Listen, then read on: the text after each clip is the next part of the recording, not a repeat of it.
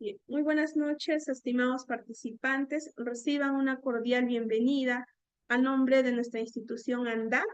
En esta oportunidad vamos a continuar con el desarrollo de nuestro diplomado especializado Nuevo Código Procesal Penal y Técnicas de Litigación Oral. Ya estamos en la 7ª sesión y vamos a desarrollar en lo que es el tema los recursos impugnatorios en el Código Procesal Penal, el mismo que estará a cargo por el doctor Julio César Arango Claudio, quien es abogado por la Universidad Nacional San Cristóbal de Huamanga. Bien, a la fecha nuestro ponente se viene desempeñando como juez penal en el Distrito Judicial de Ayacucho. Bien, doctores, para que esta sesión se desarrolle de manera dinámica, activa, pueden encender sus cámaras. Aquellos que desean formular sus preguntas también lo pueden realizar a través del chat o en su defecto pueden alzar el icono de la mano. Se les va a habilitar el audio a cada participante. Recordarles, estimados doctores, que las preguntas que se deben formular deben ser de acuerdo al tema que se va a abordar en esta sesión. También las preguntas deben ser específicas. Mencionarles que nuestro ponente es magistrado, por lo tanto no puede responder casos o preguntas de casos particulares. Asimismo, se le solicita estricto respeto a nuestro ponente, a los organizadores del presente evento académico y a todos nuestros participantes quienes se encuentran conectados en la plataforma Zoom, aquellos que también nos están viendo a través de nuestro Facebook Live de Android. Bien, doctor, le doy el pase para que pueda dar inicio a la sesión del día de hoy. Muchísimas gracias. Correcto. Muy bien, vamos a empezar con la jornada de esta noche. Muchas gracias por la presentación. A ver si proyectamos las PPTs.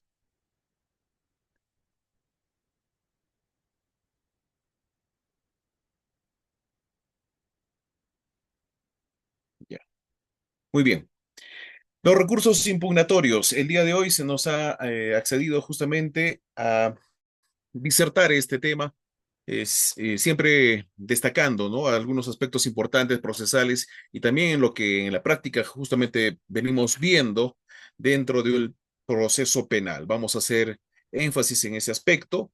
De pronto, ¿cuál sería la estrategia que puedan adoptar los sujetos procesales legitimados en un proceso y en qué medida lo pueden hacer, los agravios, las pretensiones que deben justamente indicar de manera clara, concisa en cada uno de ellos? Y aparte de eso también, de pronto, tener en cuenta cuál es la normativa, la base legal respecto de los mismos. Avanzamos entonces con las primeras diapositivas, reiterando nuestro saludo a todos aquellos que ya se están conectando. Un ligero inconveniente en los minutos de apertura, pero ya estamos acá, listos y dispuestos.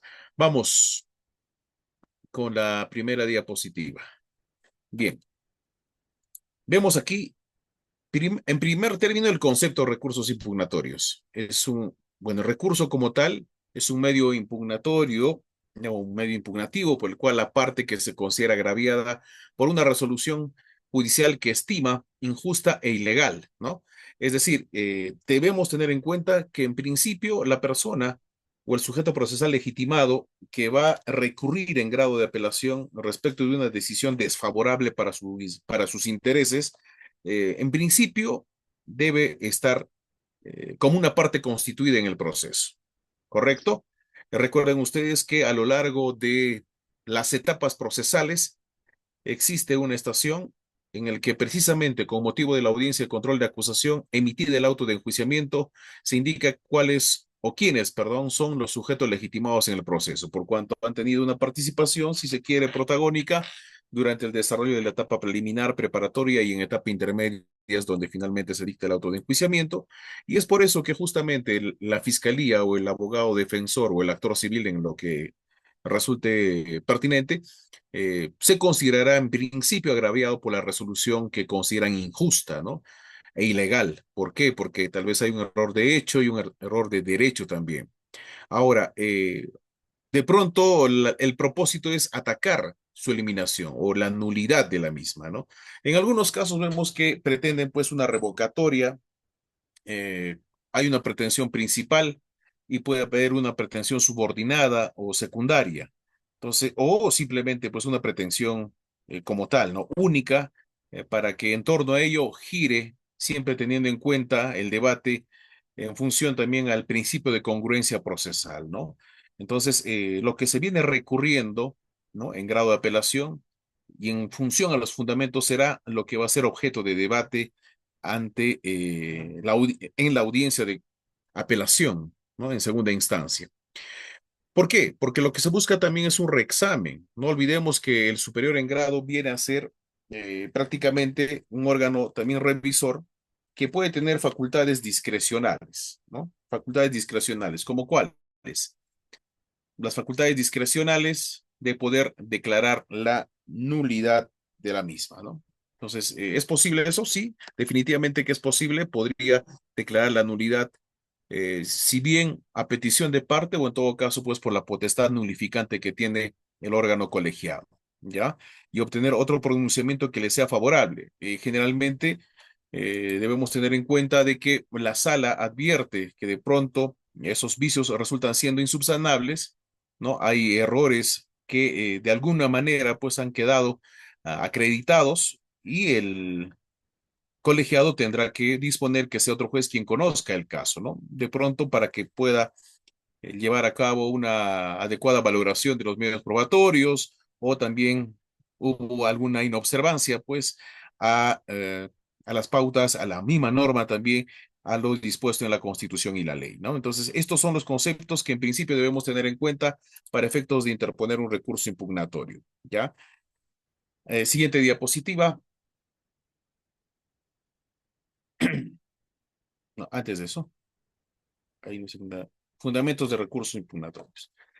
Alberto Binder, que por cierto es un profesor argentino, se me salió el argentino a propósito del partido de ayer, ¿no? Que perdimos con nuestro similar de Argentina, pero bueno, Argentina, Colombia, también Chile son los que de alguna manera han desarrollado pues vasta doctrina y como no, también la jurisprudencia sobre este particular. Y por eso hacemos mención a Alberto Binder, argentino, en el cual trata de un control o indica de un control que se fundamenta en cuatro pilares, ¿verdad? Los cuatro pilares, como dice Mónica, la sociedad que debe controlar cómo sus jueces administran justicia, porque en principio se entiende que debe haber una predictibilidad de la decisión, porque si la parte procesal cree estar en la razón, evidentemente la decisión debería ser tal, pero recuerden ustedes que siempre va a haber, pues, lamentablemente, por lo menos en un proceso penal, un ganador y un perdedor, ¿verdad? Eso es definitivo, porque las partes procesales van a estar en pugna, así como un proceso civil se busca resolver o solucionar un conflicto de intereses intersubjetivos, en un proceso penal, pues, o bien finalizará el juicio oral con una sentencia dictada en sentido positivo o negativo, o sea, o bien se condena o bien se absuelve, ¿no? Ahora, es una forma de controlar, por supuesto, porque de alguna manera debemos también traer a colación de que toda resolución está sujeto a crítica, ¿no? A cuestionamiento y que lo pueden hacer las partes procesales a través de los recursos ordinarios. ¿Por qué recursos ordinarios? Justamente como recurso de apelación. Hay recursos extraordinarios, ¿no? Como el recurso de casación. Hay recursos residuales también. Pero en principio estamos hablando de los recursos ordinarios, como es el recurso de apelación, en el cual se busca también cuestionar, ¿no? Contradecir los fundamentos del acuo, ¿no? Del juez de primera instancia para que el ad quem, la sala, tenga que pronunciarse sobre los puntos que son materia de impugnación, ¿no? Definitivamente, como segundo punto, también hay que destacar que el sistema de justicia penal debe desarrollarse en mecanismos de autocontrol también, ¿no? Pero y si no ocurre ello, definitivamente, pues son las partes procesales quienes tienen facultado, ¿no? Todos los recaudos y todas las herramientas e instrumentos como para poder cuestionar las decisiones judiciales. Los sujetos procesales tienen interés que la decisión judicial sea controlada. Desde luego, ya decíamos hace un momento quiénes son los sujetos procesales legitimados en el proceso, porque no siéndolo también, no podrían recurrir en grado de apelación y solamente en el extremo que les corresponda. Por ejemplo, si es el Ministerio Público y una sentencia absolutoria bajo la perspectiva de que la Fiscalía lo que busca es en la mayoría de veces, pues no una sentencia condenatoria, porque es el titular de la acción penal pública quien persigue el delito y que busca que se sancione. Por eso pretende que con el requerimiento de acusación que se tenga y que ha pasado el filtro, entiéndase, después del saneamiento procesal, ingresado a juicio oral, existe, ¿no? La proyección, la verosimilitud de que probablemente existan razones plausibles como para poder condenar. Pero y si pierde, tendrá que únicamente pues apelar el extremo de la pena y de pronto la reparación civil si no se ha constituido en actor civil.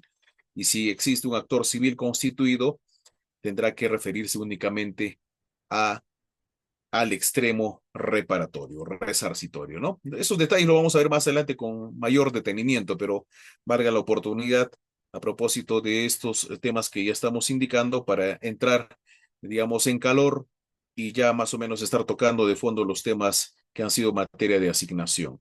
Los sujetos procesales tienen interés que la decisión judicial, decíamos, sea controlada. Finalmente, al Estado le interesa controlar cómo sus jueces aplican también el derecho.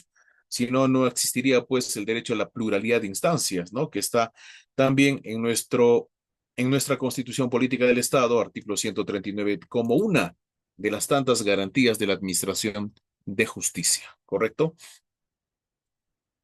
Bien, siguiente diapositiva. Bien, solamente a guisa de ejemplo, como ejemplo, hacemos mención a algunos conceptos que son recogidos por el Tribunal Constitucional en un proceso de habeas corpus. De forma ilustrativa se menciona lo que decíamos hace un momento sobre la doble instancia, pluralidad de instancia, etcétera, ¿no? Como también lo reconoce nuestra Carta Magna en el artículo 139, inciso 6 de la Constitución. Pero no solamente ello, sino en el principio convencional que se refiere a los tratados internacionales y que desde luego recoge la Convención Americana, el Pacto Internacional de los Derechos Civiles y Políticos, que son instrumentos supranacionales, ¿no? Son instrumentos supranacionales que dentro de ello, por ejemplo, reconoce que así como existen la igualdad de armas, que también está recogido en el título preliminar de nuestro Código Procesal Penal, todos tenemos el derecho a poder recurrir las resoluciones. Por supuesto que lo podemos hacer. Y por eso estamos hablando que se participa en igualdad de condiciones, en igualdad de armas, ¿correcto? Y eso no podría ser ajeno también a lo que hablamos, en este caso, sobre el derecho a la plena igualdad, a las garantías mínimas de recurrir, ¿no? Un fallo ante un juez o un tribunal superior. También tiene que ver con lo dispuesto en el Pacto Internacional de los Derechos Civiles y Políticos, artículo 14. ¿Por qué? Porque toda persona culpable tiene derecho, pues, a que el fallo condenatorio y la pena que se le haya impuesto sean sometidos a un tribunal superior conforme a lo prescrito en la ley. Más adelante vamos a ver cómo se interpone, ante quién se interpone y cuáles son los cauces procesales para que de pronto sea, pues, digamos, satisfactorio lo que venimos recurriendo o apelando, ¿no? Siguiente diapositiva, es decir, solamente como un anticipo, se recurre ante el órgano jurisdiccional que ha emitido ese pronunciamiento que pretendes cuestionar. No se interpone ante el juez superior en grado. Eso podría darse en un recurso de queja por denegatoria de apelación.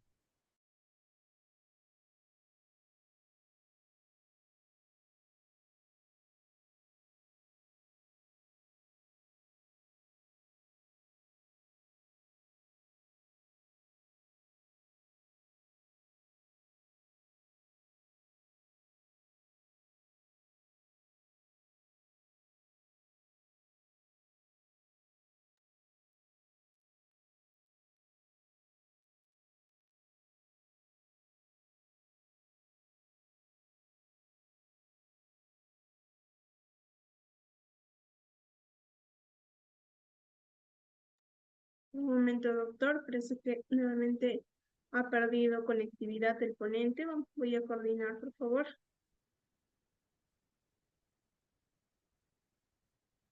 Ya por un momento se fue la señal. Hemos hablado un poco mal de Argentina y como que nos hicieron un pequeño, este, ya corte. Bien, a propósito de ello, también dentro de este fundamento tercero de la sentencia en comento, justamente decíamos que definitivamente al legislador le ha dado, ¿no? Digamos, la facultad como para poder también preverla, hablar del derecho de acceso a los recursos. Hablábamos también del contenido constitucionalmente protegido que garantiza que no se establezca y aplique, ¿no? Condiciones de acceso que tengan propósito de disuadir, entorpecer o impedir irrazonable y desproporcionalmente su ejercicio. Bueno, nos acaban de escribir, sí, decíamos de que los recursos impugnatorios se formulan ante el juez que ha emitido el pronunciamiento, ¿correcto? Independientemente de que sea el superior en grado quien se pronuncie sobre esa apelación, pero es ante el órgano jurisdiccional que ha emitido el pronunciamiento, en este caso sentencia, ya, o el auto, que va contra los intereses, ¿no? De la parte recurrente, pero es el superior en grado quien lo resuelve. En ocasiones se ha visto de que cuando se interpone un recurso de queja por denegatoria de apelación, será, digamos, cuando se declara pues improcedente una apelación, ¿no? Por motivos que están previstos en la ley también. En materia penal es así, se declara improcedente o inadmisible, mejor dicho, un recurso de apelación y puede recurrirse ante el superior en grado con un recurso de queja por denegatoria de apelación, verificará los requisitos de admisibilidad y pedirá pues el superior en grado que se le remita la sentencia y los actuados para que finalmente ya se pronuncie sobre la apelación, ¿no? Siguiendo siempre los cauces procesales. Pero eso lo vamos a ver más adelante, ¿ya? Bien, avanzamos con la siguiente diapositiva. Eh, Siguiente diapositiva.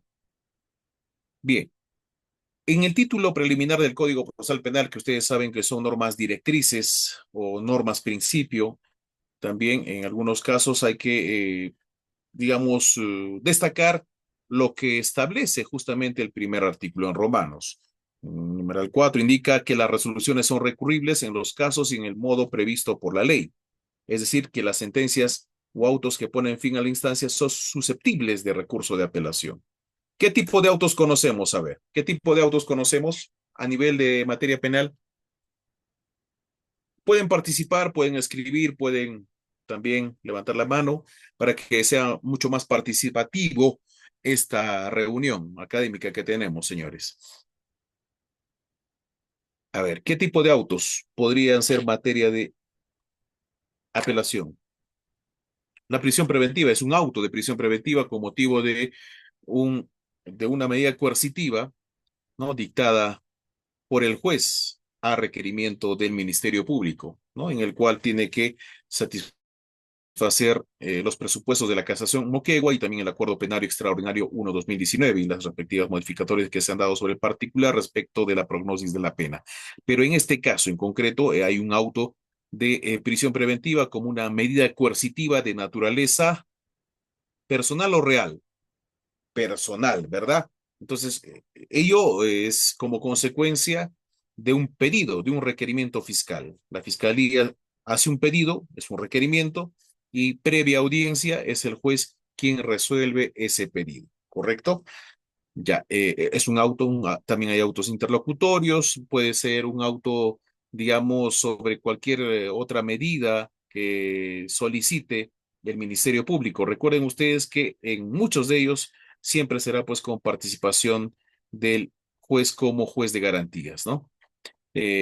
A ver, pueden ser también medidas que de incautación, bueno, de incautación siempre y cuando exista un reexamen, va finalmente también a aterrizar en un auto si le concede no, ¿sí? Como nos vienen escribiendo, también podría ser respecto de un auto sobre medida de comparecencia con restricciones en grado de apelación. Son varias decisiones judiciales que pueden ser materia digamos, de recurso impugnatorio, ¿no? La detención preliminar, por ejemplo, cuando a propósito de estas decisiones que se vienen dando, ¿no? En la coyuntura futbolística también sobre Agustín Lozano, ¿no?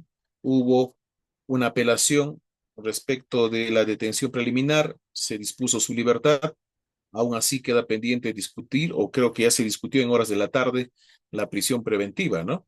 Entonces, fíjense, la detención preliminar es distinto a una prisión preventiva. Buscan lo mismo, privar la libertad de una persona, pero en el primer caso es por menos tiempo, ¿no? 7 o 15 días, dependiendo del delito. Hay delitos que son graves también, pero puede ser una prisión preventiva por 9 meses, 18 meses, 36 meses, como que se ha dictado hace algunos días, también contra el hermano de la presidenta Dina Boluarte, ¿no? Entonces, esos son materia de apelación, ¿correcto? No solamente una sentencia, vamos a hablar también de los presupuestos que deben de contar cuando se está hablando de los autos que emiten los jueces, ya no solamente las sentencias. Ya, por ejemplo, un auto de tutela de derechos también. Cuando vemos que están afectando el artículo 71 del Código Procesal Penal respecto a los derechos que tiene el acusado, perdón, el investigado aún de contar con el abogado de su preferencia desde los actos iniciales de investigación. Ahora, el auto de enjuiciamiento es recurrible, no lo era hasta la modificatoria reciente. Antes podía solamente integrarse, bastaba con que se notifique en acto de audiencia. Se entendía que al haber sido leída en su integridad, digamos, ya se daba por válida su notificación en acto oral, pero ahora el auto de enjuiciamiento pues también puede ser recurrible, ¿no? Bien, vamos avanzando, vamos avanzando. Sí, definitivamente un gran avance porque el autoenjuiciamiento a veces con sus errores y sus horrores, con sus errores y con sus horrores, bueno, pues vinculaba de algún modo, ¿no? Al juez penal unipersonal por cuanto debíamos de ceñirnos a lo que está únicamente en el auto de enjuiciamiento. Pero, valgan verdades, se tiene que hacer todavía una suerte de segundo control cuando vemos algunos defectos y que como no era recurrible, y así aparecía en el Código Procesal Penal, no se podía hacer más nada respecto del auto de enjuiciamiento, salvo que las partes procesales pues permitan algún tipo digamos, de precisión en el momento de la instalación de la audiencia, ¿no? Tal vez por ahí que no se ha precisado bien en el auto de enjuiciamiento algún aspecto referido a la identidad de las partes, que sería lo mínimo, pero si hablamos del tipo penal, de algún inciso, ¿cómo podría variarse tanto? Imagínense, ¿no? Pero si el abogado de la defensa técnica no cuestiona y dice, sí, efectivamente se le fue al fiscal y con mayor razón al juez o al especialista de audio que no tipeó adecuadamente, bueno, es lo que correspondía por disposición e imperio de la ley en los delitos de agresiones contra las mujeres o integrantes del grupo familiar. Por disposición legal debió haberse solicitado la inhabilitación de conformidad al artículo 36, numerales 5 y 11, ¿no? Dependiendo si ha sido pues la parte agraviada de un menor de edad o en todo caso en el 11 también hablamos de prohibición de acercamiento hacia la víctima.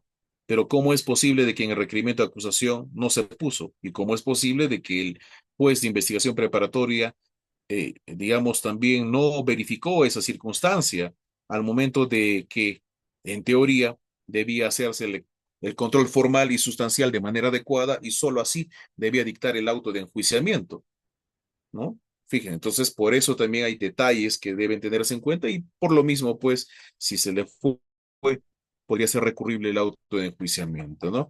Ahora, para evitar de que se normalice que el juez penal unipersonal o colegiado al iniciar el juicio oral tenga que todavía no tenerlo claro y y permitir estas precisiones, pues, cual si fuera una suerte de segunda audiencia de control, ¿no? Para evitar que existan pues nulidades posteriores o existan vacíos que debió haberse previsto en la etapa de saneamiento procesal.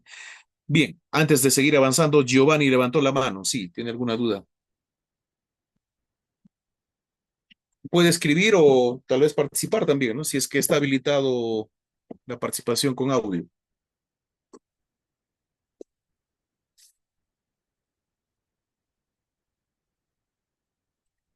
En los autos de sobreseimiento, por ejemplo, ¿no? La denegatoria no es apelable. Ya. Avanzamos. Siguiente diapositiva. Sigan escribiendo, no hay problema. Estoy estoy disertando a la vez, absolviendo algunas consultas, no hay problema. Ya. Facultad de recurrir. Fíjense, aunque ustedes no lo crean, en lo posible, todo está regulado en el Código Procesal Penal. En lo posible, ¿no? Definitivamente ni el mismo Código Penal recoge todas las formas de conducta humana que pueden darse en la realidad, ¿no? De tal manera que hay algunos hechos que se tornan a veces atípicos. Pero en lo posible, el Código Procesal Penal, en cuanto al procedimiento, recoge estos aspectos como las que se vislumbran en el artículo 404 del Código Procesal Penal. Por ejemplo, las resoluciones judiciales son impugnables solo por los medios y en los casos expresamente establecidos por la ley. Los recursos impugnatorios se interponen ante el juez que emitió la resolución recurrida. ¿Qué decíamos minutos antes? Cuando solamente habían 100 alumnos. En este momento ya son 151 alumnos que están conectados a esta plataforma. Tenemos que llegar a los 200, ¿ah? Y un poco más. Bien, bien, doctora Suri. Hay convocatoria entonces. Ya, fíjense, hace un momento decíamos, ¿no? ¿Ante quién se interpone? Se formula, se recurre. Pueden utilizar cualquier sinonimia. Ante el juez que emitió la resolución recurrida. Ante el juez que, entre comillas, se equivocó, ante aquel juez, ¿para qué? ¿Para qué y por qué? ¿Para qué y por qué? Puede parecer una pregunta trivial, absurda inclusive, ¿no? Pero ¿por qué creen que se interpone ante el juez que emitió la resolución recurrida si finalmente quien se va a pronunciar es el superior en grado? ¿Cuál es la lógica? ¿Por qué creen? ¿Se puede apelar la inadmisión de medios probatorios en el auto de enjuiciamiento? Sí, vía reexamen se puede hacer esto, ¿no? El artículo 373 permite, ya lo vamos a ver más adelante, en la prueba nueva también se puede solicitar vía prueba nueva, ¿no? Ya.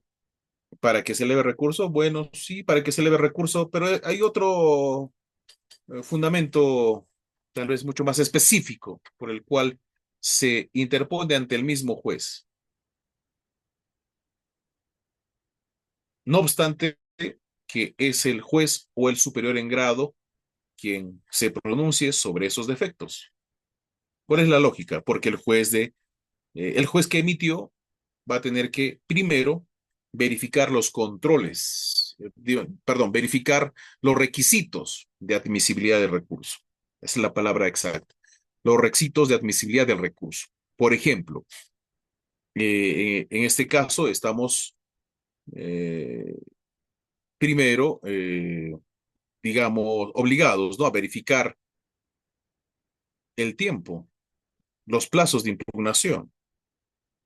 Entonces, teniendo en cuenta que si bien se ha emitido un pronunciamiento, más no se ha terminado la redacción del acta, una vez notificada la misma, se computan los plazos procesales que correspondan para efectos de que recurra en grado de apelación, ¿no?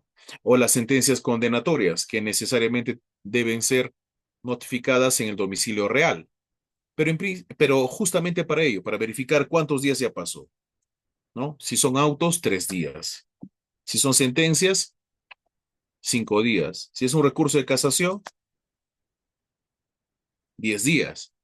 Si es un recurso de reposición, 2 días. Pero si es una decisión emitida en acto de audiencia, si pretenden un recurso de reposición, entonces, ¿cuándo debe formularse y cuándo debe resolverse?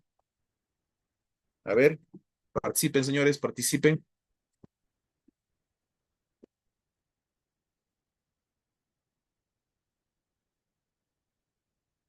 Precisamente es para eso, para verificar si hay los requisitos. Así, por ejemplo, en los procesos civiles, con mayor razón, tiene que adjuntarse cédulas de notificación en cantidad suficiente.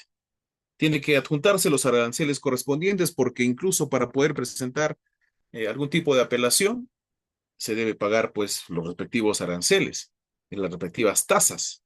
Pero en un proceso penal, como es un proceso gratuito, mínimamente verificar el plazo de impugnación.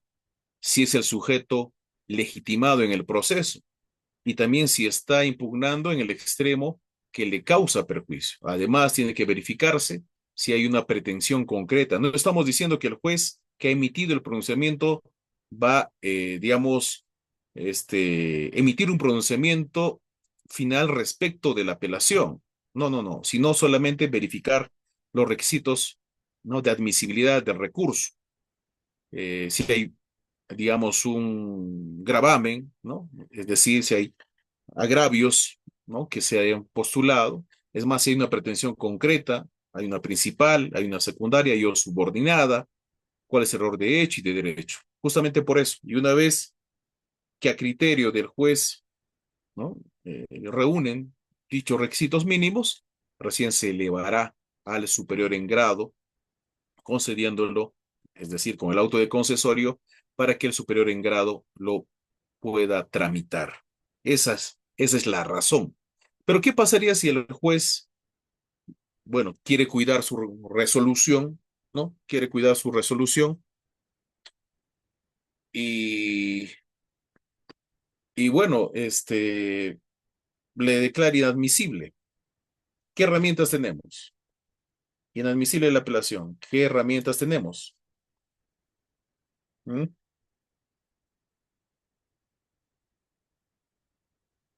A ver, ideas. ¿Qué herramientas tendríamos?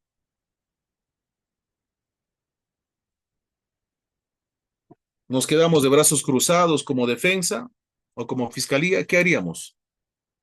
Recurso de queja, ¿no? Recurso de queja por denegatoria de apelación. ¿Correcto? Recurso de queja por denegatoria de apelación. Bien, aquí, a ver, vienen comentando, debemos de verificar, en principio nos dicen los requisitos de admisibilidad de recurso, así es. También nos indica para que, claro, tiene que haber una pretensión concreta, ¿no? ¿Qué es lo que está pretendiendo? Que se anule, que se corrigen palabras exactas, que se reforme. ¿Cuál es la pretensión principal?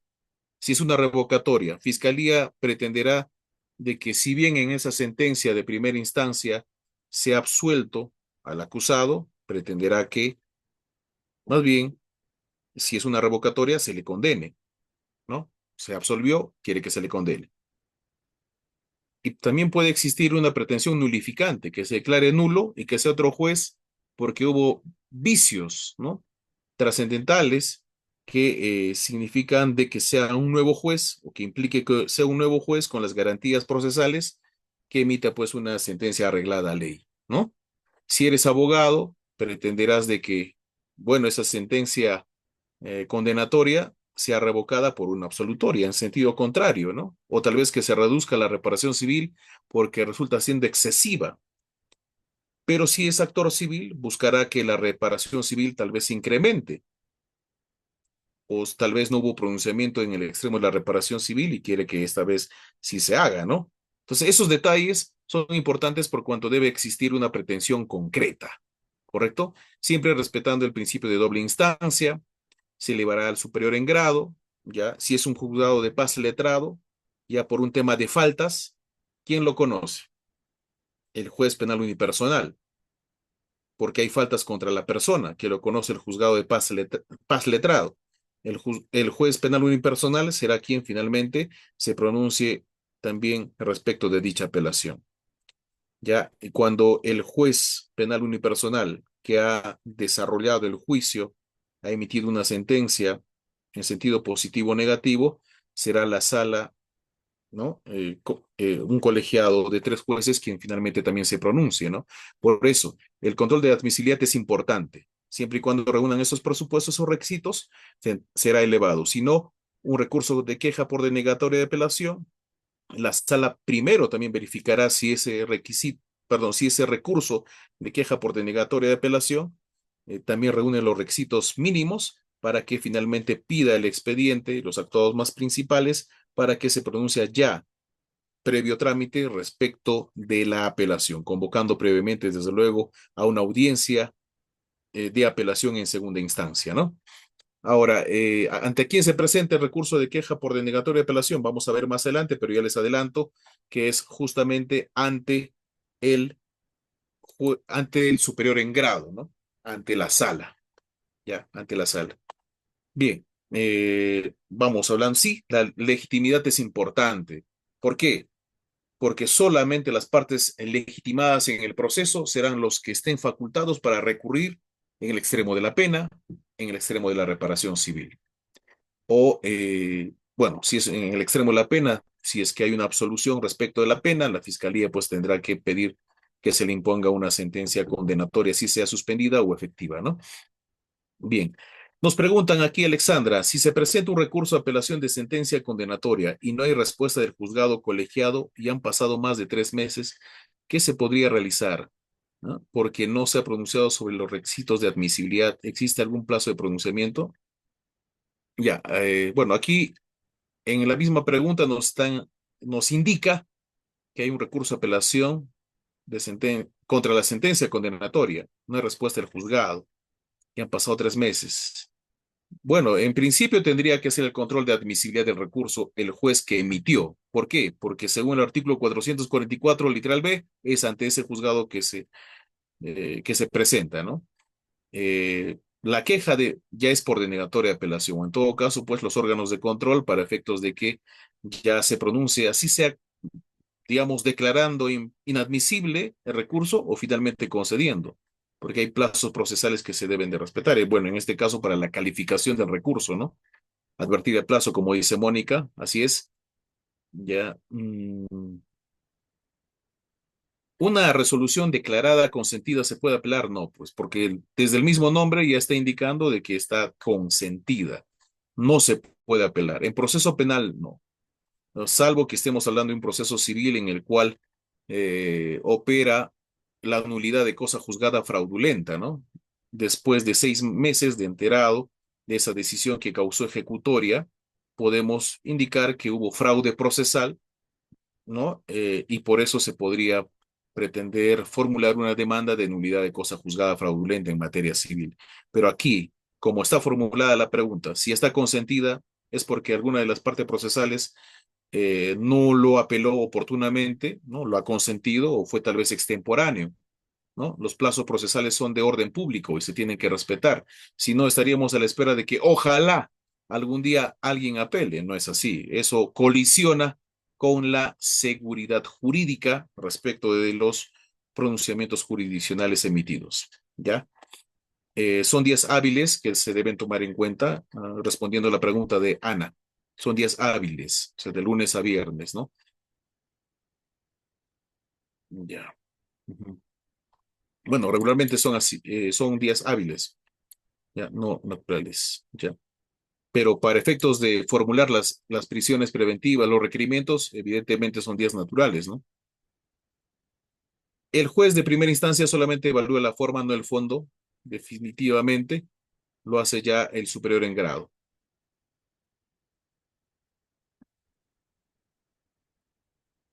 Nos preguntan, eh, bueno, esto lo vamos a responder luego de terminar esta primera, bueno, esta diapositiva.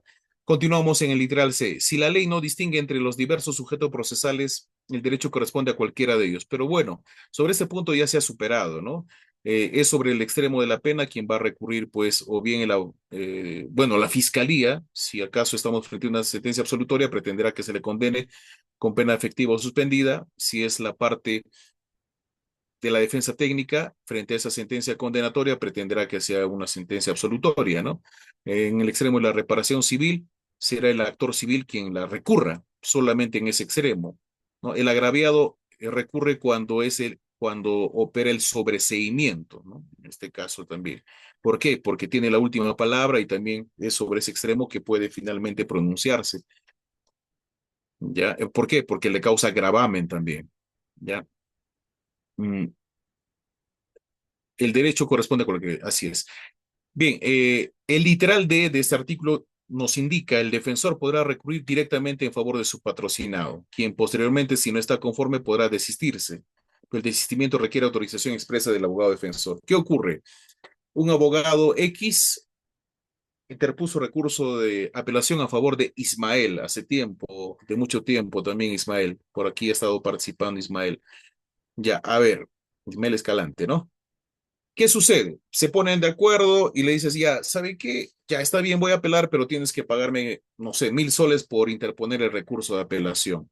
Y solamente le da 300, 400 soles. Pero quedamos de que antes de que lo presentara debías de cancelarme, porque es una apelación, pues imagínate, lo hice de una manera, eh, digamos, genuina, ¿no? Auténtica, ¿ya?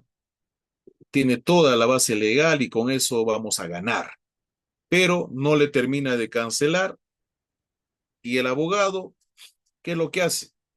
Se desiste de la apelación que tal vez hubiese sido, pues, digamos, satisfactoria para los intereses de su patrocinado, pero como no le canceló, lo que hizo el abogado es desistirse. ¿Es válido esa postura? Pónganse en el supuesto de que inclusive el acusado estaba condenado con pena privativa de libertad y con el carácter de efectiva inclusive. Y con la apelación se hubiera buscado que solamente se le reduzca la pena, se le absuelva, ¿no? O cosa similar. Pero como no le pagó, el abogado se desiste. Tendría que, digamos, proveerse en el sentido de que se acepte el desistimiento por el solo hecho de que lo presentó el abogado. No, requiere la autorización expresa del abogado defensor, pero también de su patrocinado en este caso, ¿no? En el Código Procesal Civil es mucho más específico todavía, porque definitivamente le estaría causando pues perjuicio a su propio patrocinado, no habría lealtad procesal, ¿no? Eso tendría que ver incluso con el tema del Código de Ética del defensor. Los sujetos procesales, cuando tengan derecho a recurrir, podrán adherirse antes que el expediente se eleve al juez que corresponda a recurso interpuesto por cualquiera de ellos, ¿no? Siempre que cumpla con las formalidades de interposición. Son 4 o 5 personas, 5 funcionarios públicos que han sido, pues, de pronto condenados por una sentencia injusta, entre comillas, pero solamente han formulado 2 abogados de los 5. Cada uno tenía un patrocinado, funcionario, servidor público por un delito de corrupción de funcionarios. Pero los demás o bien no les pagaban o bien estaban simplemente ya siguiendo el trámite hasta que finalmente, digamos, sea la sala quien emita la decisión y confiadamente no presentaron recurso de apelación dentro del término legal. Pueden adherirse a los fundamentos del colega que sí lo hizo, por supuesto que sí lo pueden hacer. Siguiente diapositiva. Ya. Ya, vamos respondiendo a esta pregunta mientras va cargando la diapositiva. Si en audiencia de control de acusación se advierte que el imputado no ha sido válidamente notificado en la etapa de investigación, se postula nulidad absoluta por inobservancia del contenido esencial de los derechos, ya, claro, 150, el juez puede retrotraer hasta la etapa de investigación. ¿Qué juez? Fíjense, esta es una facultad incluso del cual está premunido la sala, ¿eh? La sala puede disponer nuevo control de acusación, pese a que hubo sentencia. A propósito de tu pregunta, Jorge, ¿puede o no? O simplemente la sala podría, frente a una sentencia que ha sido recurrida en grado de apelación, pronunciarse sobre la sentencia que fue condenatoria, tal vez revocándola o reformándola, o solamente referirse sobre la reparación civil que fue excesiva, debió ser un poco menos, o en sentido distinto, ¿no? O de que fue poco y que se le imponga un poco más. No, si es que hay defectos, digamos, que se advierten de una audiencia de control de acusación en el cual no se han ceñido los parámetros procesales establecidos en la norma, podría retrotraer inclusive hasta la audiencia de control de acusación. Se le estaba acusando por delito de peculado doloso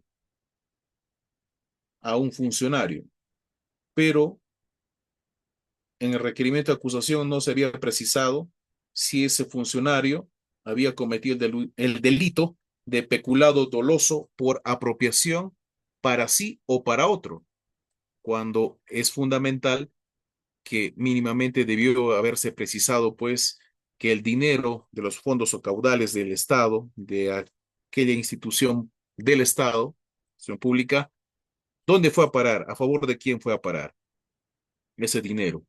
O lo que constituye o es apreciable en dinero de los fondos o caudales del Estado. ¿Mm? No se precisó si fue peculado doloso por apropiación para sí o para otro. ¿Era importante o no era importante? Tal vez había la necesidad, debía existir la necesidad de que se precisara esos aspectos, pero no se hizo un adecuado control de acusación. Eh, el juzgado que emitió la sentencia dejó pasar esa situación y finalmente condenó para evitar lo mediático del tema, sentenció por sentenciar, pero la sala es quien tuvo esa posibilidad de poder corregir.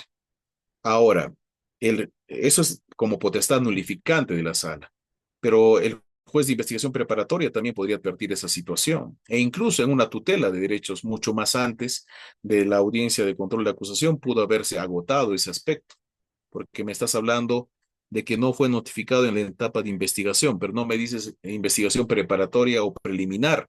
Entonces no tuvo la posibilidad de defenderse, de poder incluso, ¿no?, designar un abogado de su libre elección, y las audiencias se han llevado a cabo solamente con defensor público, cuando mínimamente debió pues advertírsele de que éste tenía tal derecho previsto en el artículo 71. Son nulidades que debió tal vez tenerse en cuenta, que debió en su momento pues también postularlo la defensa técnica, ¿no? Bien, sí se puede retrotraer, ¿ya? O se puede, dependiendo, hay nulidad absoluta, nulidad relativa también, ¿ya? Pero más adelante lo podemos tocar eso si nos queda un poco de tiempo. Bien, ya, bien. No, la queja ya hemos explicado, ya es por denegatoria de apelación.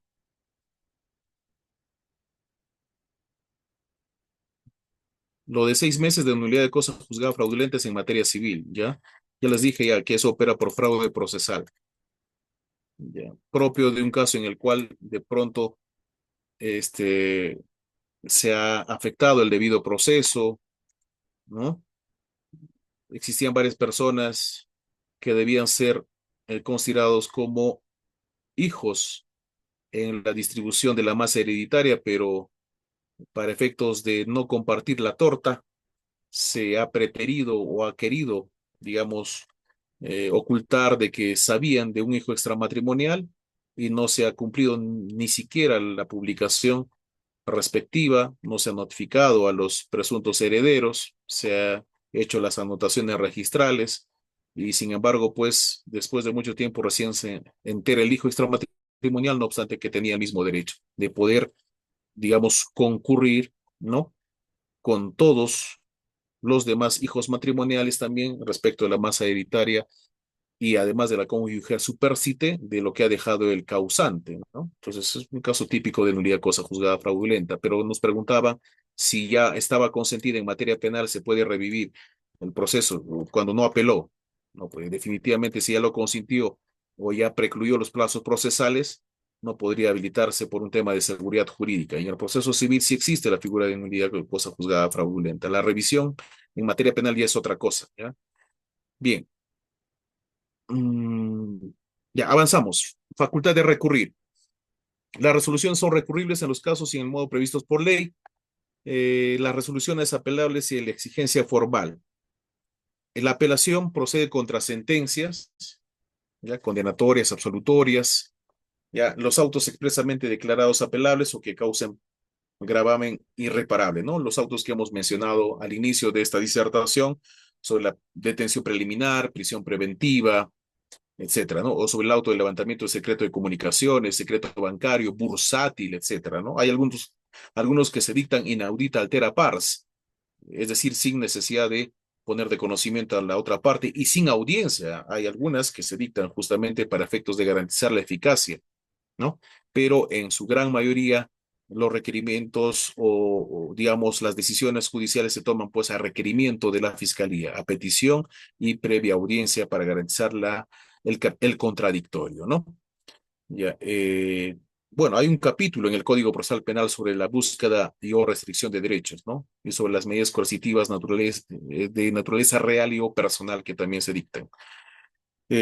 Bien, avanzamos. Debe tenerse en cuenta que hay una casación, 1/2017, obra en el cual considera que la resolución que no pone fin al procedimiento penal no causa el gravamen irreparable, en tanto que no resuelve sobre el objeto procesal, ejemplo, un auto que resuelve el pedido de nulidad absoluta. Esto, digamos, solamente podrá, pues, digamos, agotarse en ese momento, ¿no? No pone fin al procedimiento. Algunas sí, por ejemplo, es irreparable una, una sentencia condenatoria, incluso con pena efectiva, ¿no? Causa un mayor gravamen y se tornaría incluso irreparable por cuanto está limitando el derecho a la libertad. Avanzamos. Avanzamos, siguiente diapositiva. Mm, Siguiente, por favor.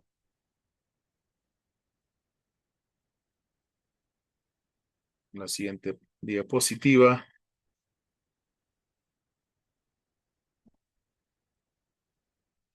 En las formalidades de recurso.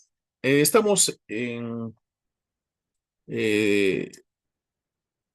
en una materia en la cual siempre se rige por las formalidades, ¿no? De por sí nuestra carrera, de por sí el derecho, ¿no? Se rige por ciertas formalidades. Desde el momento incluso en el cual inicia una audiencia, desde la propia acreditación, ¿no? La vestimenta e inclusive el debate, ¿no?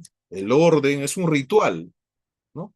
Que se debe respetar, ¿no? Desde el momento de iniciado la audiencia.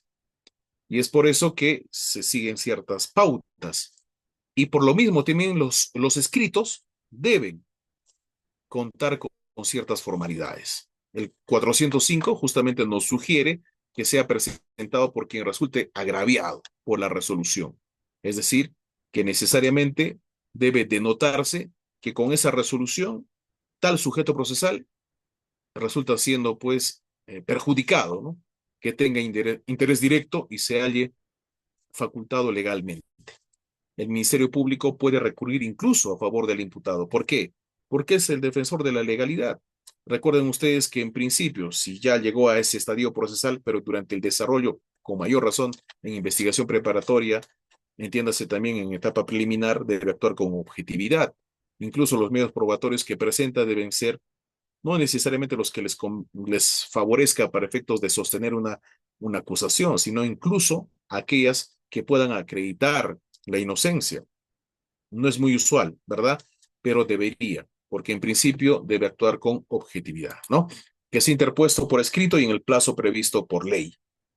Ya, caso contrario, pues precluiría, ¿no? Ya hemos indicado cuáles son los plazos procesales a tener en cuenta para efectos de que también esto sea verificado por el juez que ha emitido el pronunciamiento y quien va a efectuar el control de admisibilidad del recurso, desde los plazos a interponerse, ya sean de 2 días en reposición, 3 días en apelación, 5 en apelación de autos, 3 días, en apelación de sentencia, 5 días, y en la casación, 10 días, ¿no? Entonces, ese aspecto es importante, teniendo en cuenta de que el tiempo avanza y también, pues, podría ser contraproducente para los intereses del apelante que el plazo avance, ¿no? Ahora, tener en cuenta también que exista una pretensión concreta, principal y o subordinada, también los agravios que tenga que postular y sobre todo tener en cuenta también en este caso que exista pues el error de hecho y el error de derecho, ¿no? Siempre deberá concluir con una pretensión concreta. ¿Qué es lo que pide? ¿No? La revocatoria, quiere que simplemente se reforme o quiere que se declare nulo. Siguiente diapositiva. Precisar las partes o puntos de la decisión. En el fundamento número 4 de la sentencia, tal juez ha efectuado una, digamos, indebida o digamos, carece en principio de una motivación. Seguramente existe para otro sujeto procesal una motivación aparente o una ausencia de motivación, o tal vez no ha sido valorado adecuadamente tal o cual medio probatorio, o tal vez ni siquiera se ha mencionado sobre los puntos que ha sido materia de debate. Entonces, podría advertirse pues que ha sido bastante sesgado el pronunciamiento y es ese punto que pretende cuestionar la defensa o el Ministerio Público, expresar los fundamentos de hecho y de derecho que lo apoyen, siempre con indicación precisa y exacta de los fundamentos del cual no está de acuerdo las partes procesales, ¿no?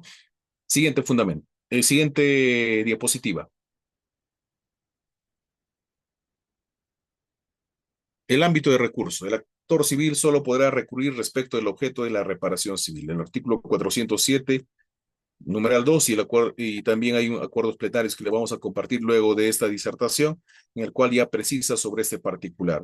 Es decir, si el fiscal no interpone recurso de apelación, el actor civil no podría pretender cuestionar justamente ese extremo, sino únicamente el aspecto resarcitorio. ¿Y qué pasaría si la fiscalía no interpuso ningún recurso de apelación? Se declararía firme en ese extremo de la responsabilidad jurídico-penal que ha, digamos, sido ya determinado por el juez en sentido de que no tendría ningún tipo de responsabilidad, es decir, que fue declarado absuelto. Como no apeló la fiscalía, ese extremo queda firme, pero si la reparación civil ha sido, digamos, cuestionada por el actor civil o la parte agraviada, será sobre ese aspecto que deberá pronunciarse el superior en grado. ¿Ya? Avanzamos. El agraviado tendrá derecho a impugnar el sobreseimiento y la sentencia absolutoria. El artículo 95, numeral 1 y D, justamente precisa ese aspecto, ¿no? En el sobreseimiento, ¿en qué momento sería? El sobreseimiento en la etapa intermedia, cuando concurre algún supuesto del artículo 344 que todos ya conocemos, ¿no? En el artículo 344 hay diversos supuestos en los cuales cabe el sobreseimiento, que no es otra cosa que el archivamiento, y también dispone el archivamiento en respecto de dicho acusado por los hechos que han originado la causa, ¿no? Y dispone la anulación de antecedentes. Entonces, por ello, justamente el agraviado podría cuestionar ese aspecto o a la sentencia absolutoria en lo que se refiere a la reparación civil. Bien. Uh-huh. Aquí justamente tenemos una casación 353-2011 que precisa estos aspectos también. Avanzamos.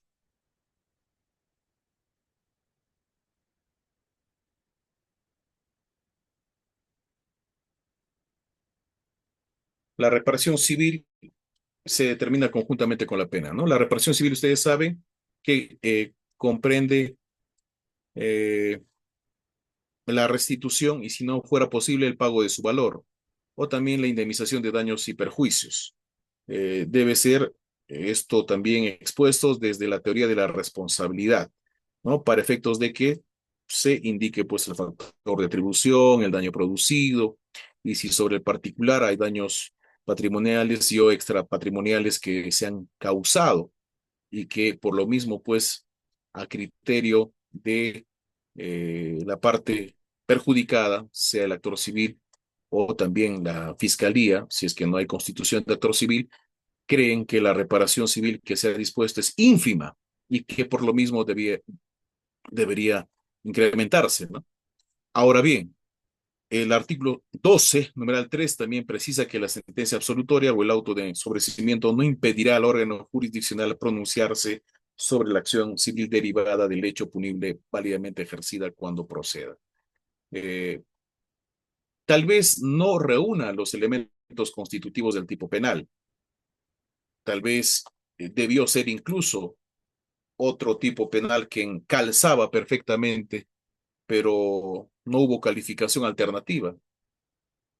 ¿Qué quiero decir? Si hubo, a ver, la calificación alternativa es cuando el fiscal, eh, producto del hecho, cree que podría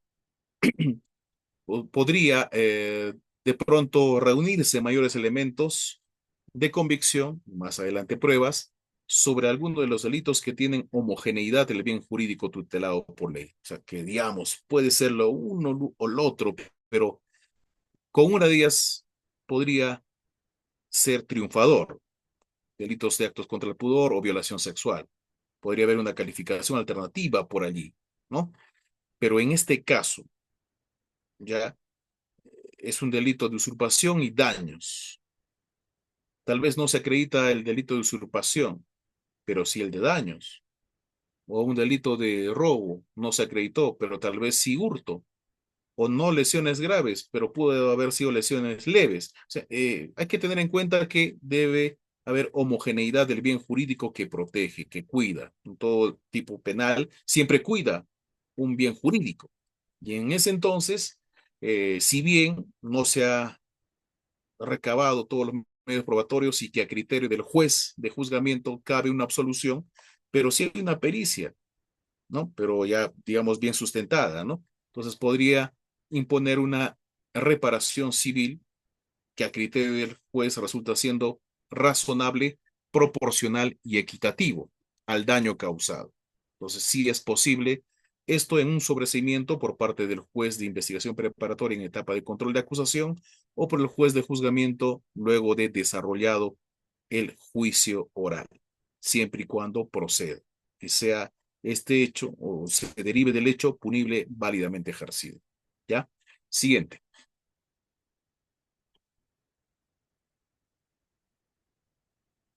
Avanzamos. Siguiente diapositiva.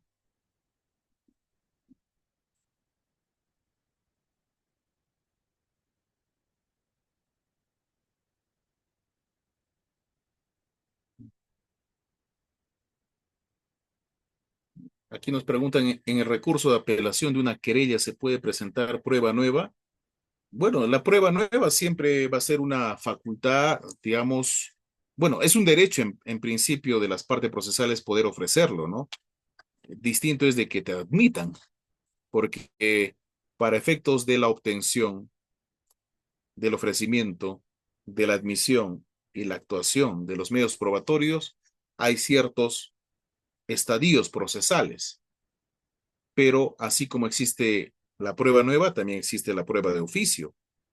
La prueba nueva será como consecuencia de que una vez escuchados los alegatos de apertura, leído los derechos al acusado, y si éste va a someterse o no a la conclusión anticipada y dice que no, se dispone pues la continuación del juicio oral y si va a declarar o no también nos indicará en ese momento porque podría reservarse. Y entonces empezamos con la actuación probatoria.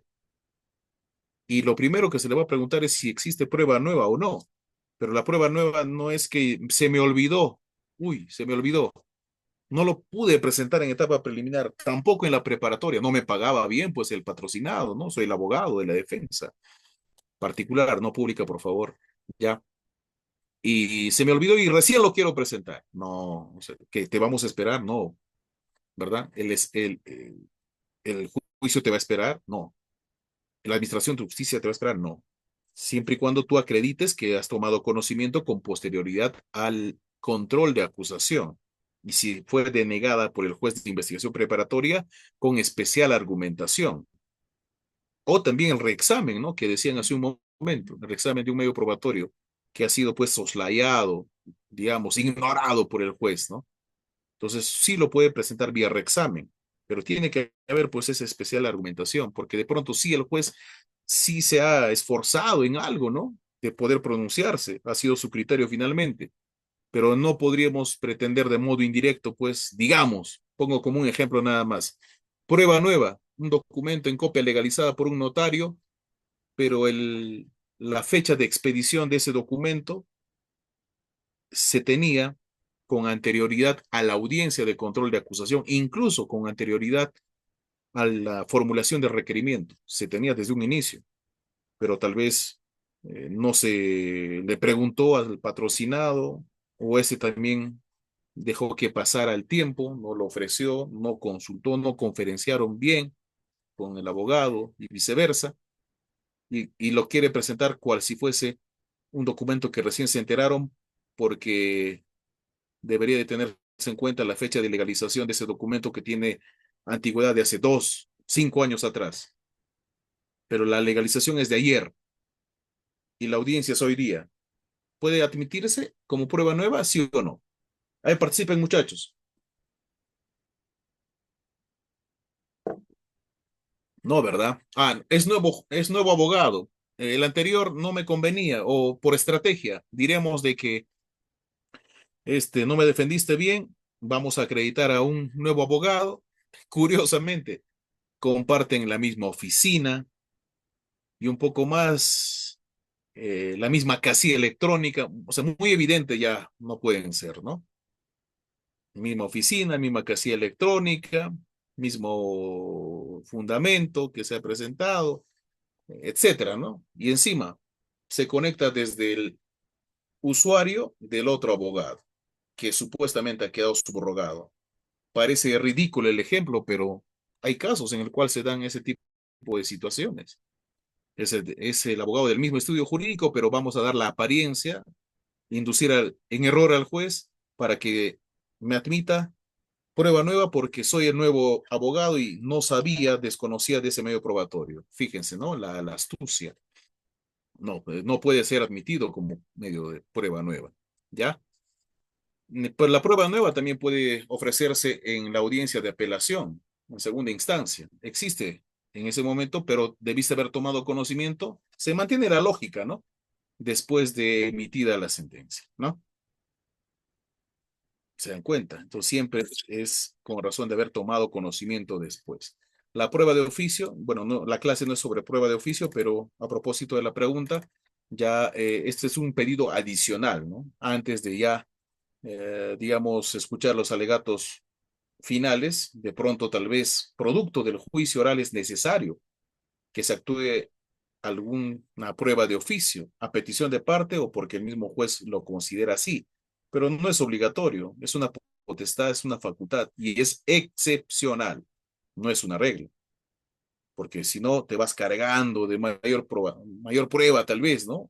Ya quieres emitir tu sentencia y de pronto pues solicitan una prueba de oficio, tal vez hasta inclusive una constatación. ¿Es posible? Sí, se puede hacer, pero dependiendo, porque si ya hubo una diligencia de constatación fiscal, hubo una ITP que vamos a verificar recién ahora lo que pudo haberse verificado hace mucho tiempo atrás, hace largos años, ese terreno, si hablamos de un delito de usurpación, seguramente ya ha sido pues, digamos, ya metieron mano, ¿no? En ese terreno. Entonces, ¿qué es lo que vamos a constatar? No, no se condice con la realidad, ni mucho menos con lo que habría ocurrido al momento de ocurridos los hechos. No va a guardar correspondencia, ¿verdad? Bien, avanzamos. Luego, poco a poco estamos respondiendo las preguntas también, por favor. La diapositiva, se perdió la diapositiva. Ya. Ujú. En la impugnación, la oralidad es importante, ¿no? Por ejemplo, claro ejemplo de ello es la reposición, ¿no?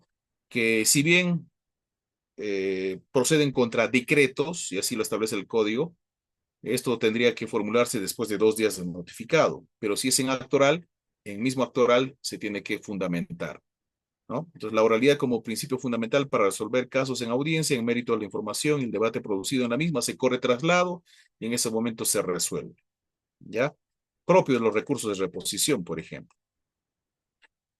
¿Cuál es la realidad del sistema procesal peruano respecto de la oralidad para resolver las apelaciones de autos?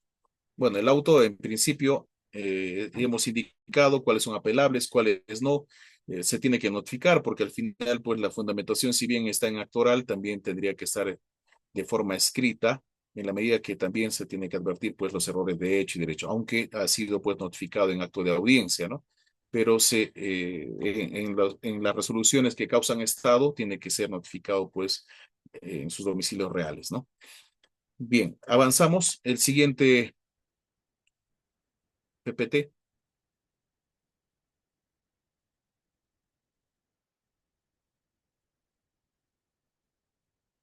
Ya. Se emiten autos en tutelas de derecho, ¿no? En prisión preventiva, en control de plazo, ya en las convalidaciones también de las detenciones, etcétera, ¿no?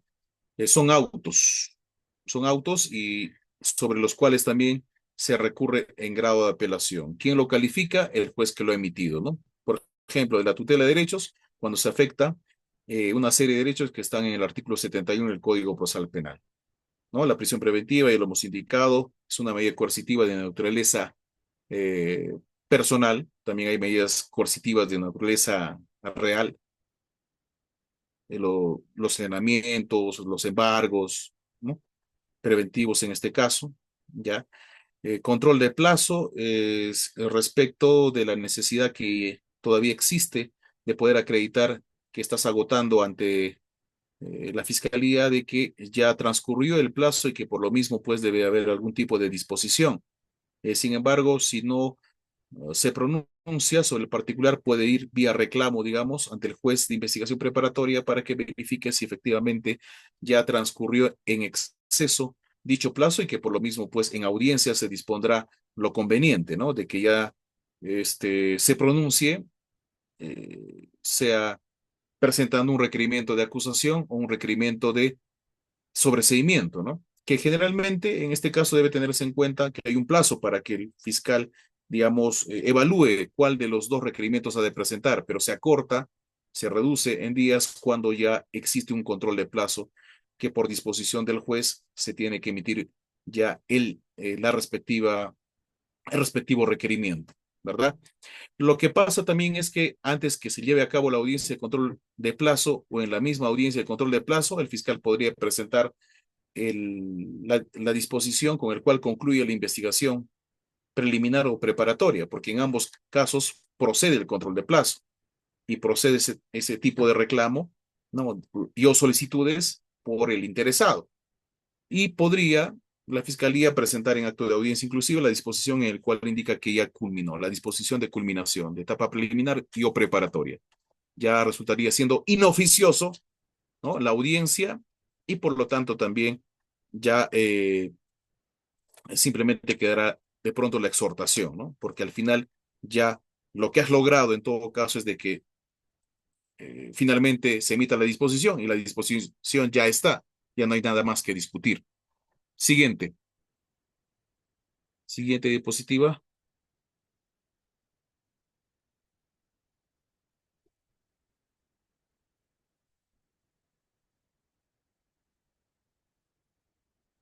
Ya.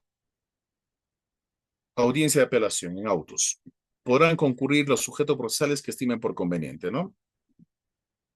Bueno, en principio tendría que... esta es una apelación de autos nada más. En una apelación de sentencia, por ejemplo, ¿qué pasaría si el recurrente no acude a la audiencia de apelación de sentencia? Esto es en segunda instancia. ¿Cuál sería el pronunciamiento? Bueno, en este caso, pues no, si bien debe advertirse el interés y la legitimidad, ciertamente también hay que tener en cuenta si finalmente existe, ¿no? La, la voluntad impugnativa y también de querer oralizar dicho recurso. Resultaría siendo improcedente en la medida de que se tenga por no formulado, por no efectuado, y no hay nada más que discutir sobre ese particular. Entonces, hay que tener en cuenta que son audiencias, ¿no? De carácter inaplazable, inclusive. La audiencia no podrá aplazarse por ninguna circunstancia.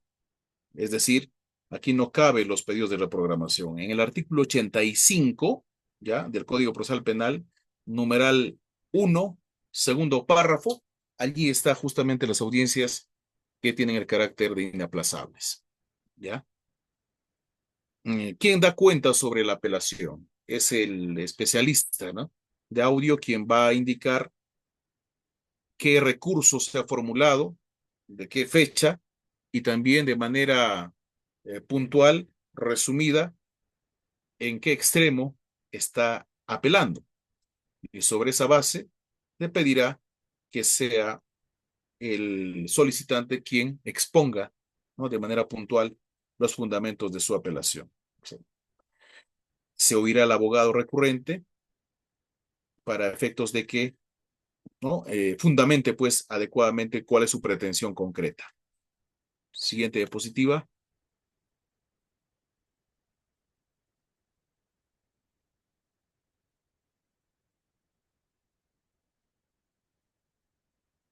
Avanzamos, siguiente.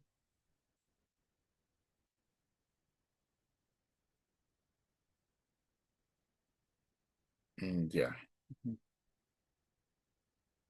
Bueno, sobre la prisión preventiva, que es algo muy recurrente, ¿no? 3 días para apelar y 24 horas para elevar.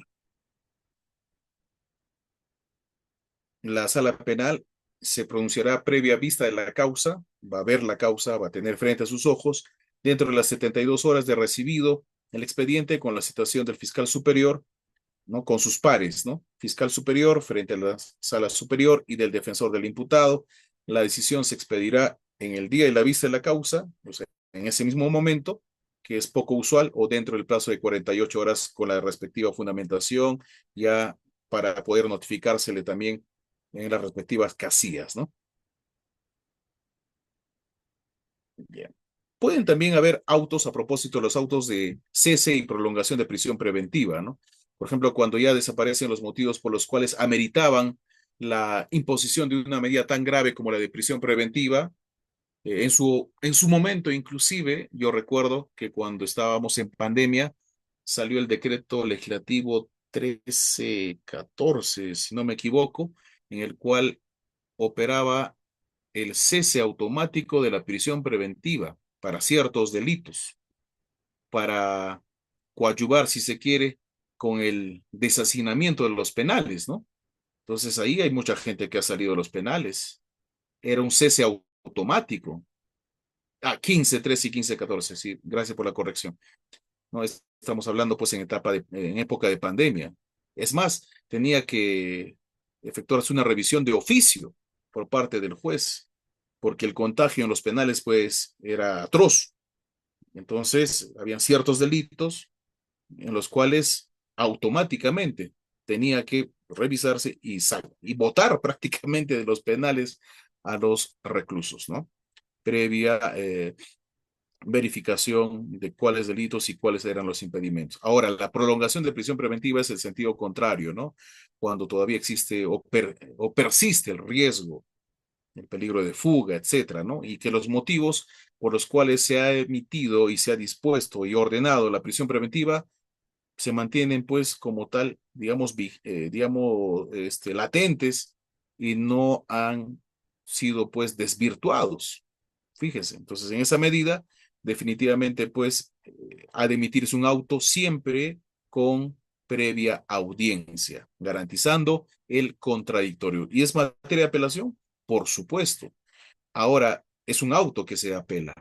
Existe otra figura, la adecuación de la prolongación de prisión preventiva.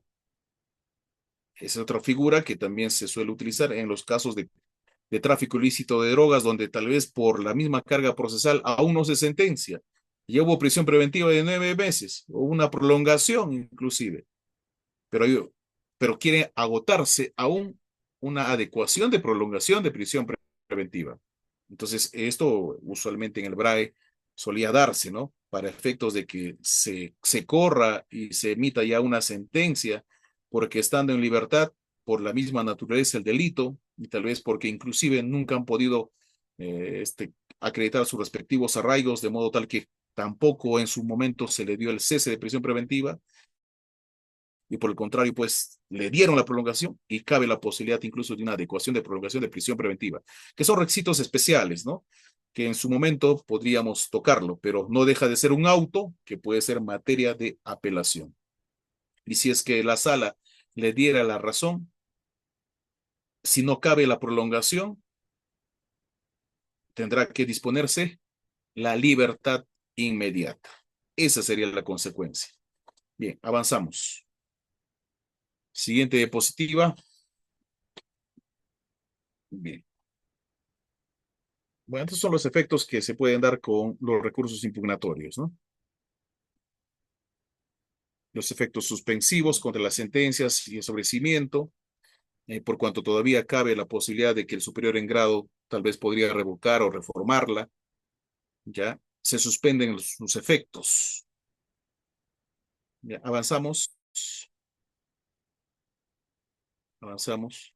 Incluso ahora ustedes habrán podido darse cuenta de que cuando cuando se dicta una sentencia condenatoria con pena privativa de libertad con el carácter de efectiva, está sujeta a que la sala todavía de pronto la confirme.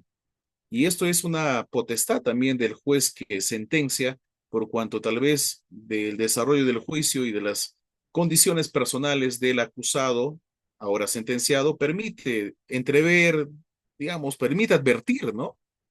En el juez de que este señor no se va a escapar. Entonces, no obstante que se ha dictado una sentencia con efectividad, estaría a la espera de que sea la sala quien la confirme. Y allí sí se tendría que dictar las órdenes de captura, ¿no?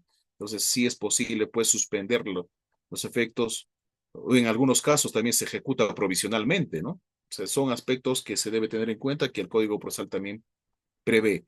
Ahora, hay otro tipo de efectos, extensivo.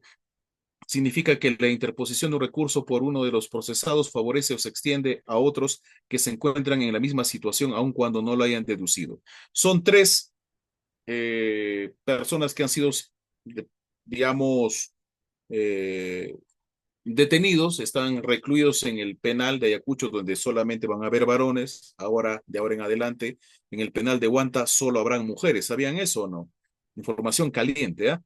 En el penal de Llanamía solamente varones y se está trasladando a las internas sexo femenino Huanta.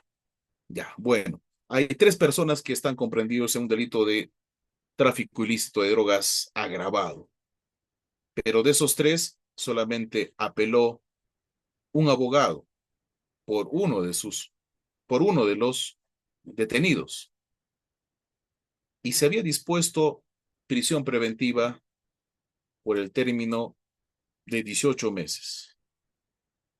Ya resultaba siendo excesiva. Pero no solamente eso, tal vez ni siquiera existían riesgos fundados, no había peligro procesal, peligro de fuga, no reunían copulativamente los presupuestos para la concesión de una prisión preventiva. Parece uno, pero los dos restantes están en la misma situación, porque no es que exista un auto de prisión preventiva por separado para cada uno. Y si los vicios procesales y los agravios se advierten en la resolución que finalmente trajo como consecuencia que la decisión judicial sea la de privar a los tres, cuando ni siquiera para uno cabía, el efecto es extensivo. Como consecuencia del mismo, libertad inmediata para todos. Efecto, efecto extensivo. Lo mismo ocurrirá cuando ocurra que la sala verifique que no correspondía condenar, sino más bien absolver. Y solamente uno apeló en ese extremo. Los restantes también salen siendo beneficiados. Avanzamos. Bueno, el efecto diferido, esto sí es diferente, ¿no? Solo algunos, por ejemplo, se apela, pero algunos sí tenían algún tipo de responsabilidad y otros no tan. No, simplemente no lo tenían. Lo que pasa también con el sobreseimiento, ¿no?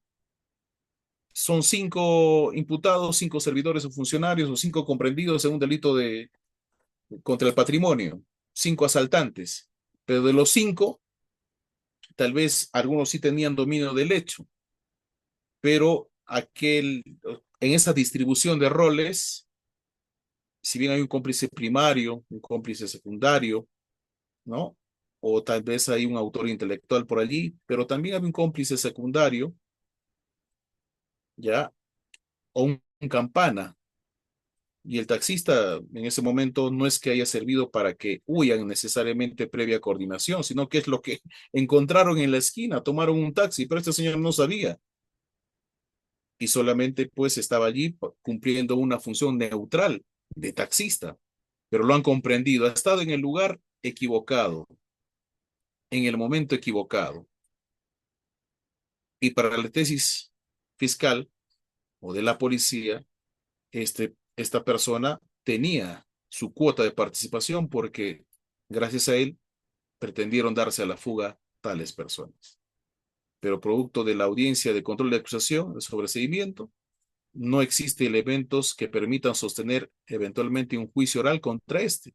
O tal vez, en otro escenario, el hecho no era atribuible contra esta persona, pero sí respecto de los demás. Entonces el efecto es diferido. ¿Ya? Bien. Al siguiente diapositiva. Bien. Bien, si hubiera alguna pregunta, vamos respondiendo a algunas inquietudes que tienen, a ver, sus compañeros. A ver, nos dicen por acá, Alexandra Mejía, ¿cuál es el plazo de calificación de la admisibilidad de recurso de apelación en materia penal? En su experiencia, un aproximado que se demora en pronunciarse. Bueno, en este caso, eh, con el recurso de apelación, bueno, en realidad el proveído debería ser pronto, ¿no? 2 días, así. Más aún si es que tenemos en cuenta que hay libertades que están en riesgo, correcto.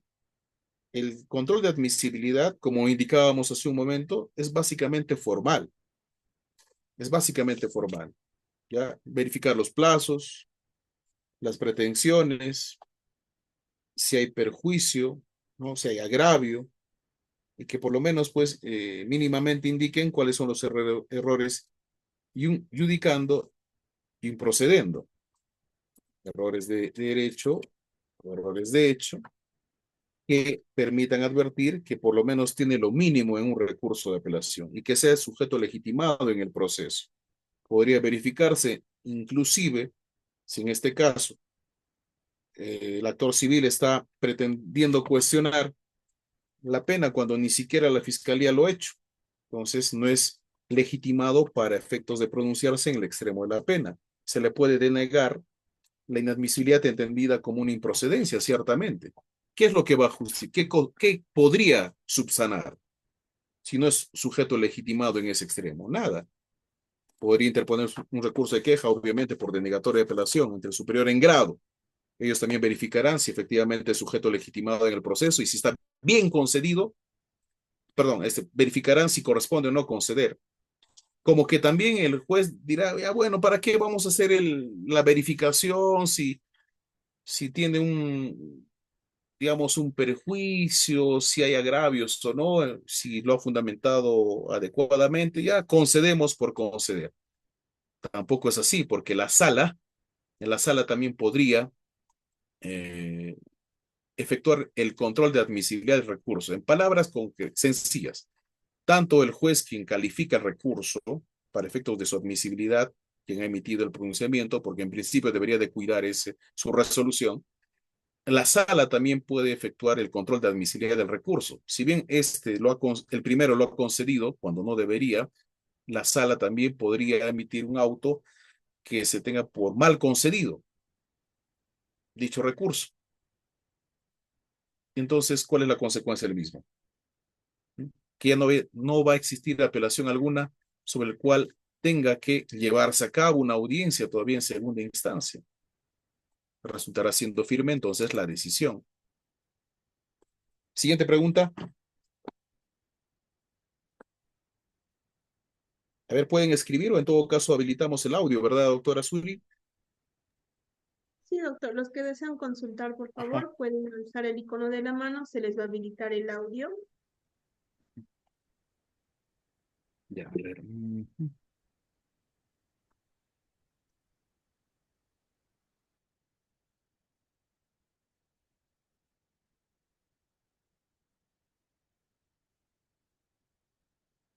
A ver, ¿alguna otra pregunta más?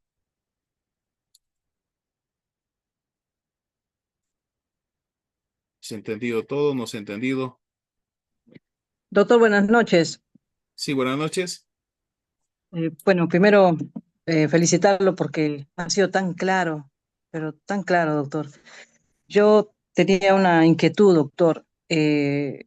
Para efectos de apelación, un actor civil o un agraviado que no se haya constituido en actor civil, la defensa es nueva y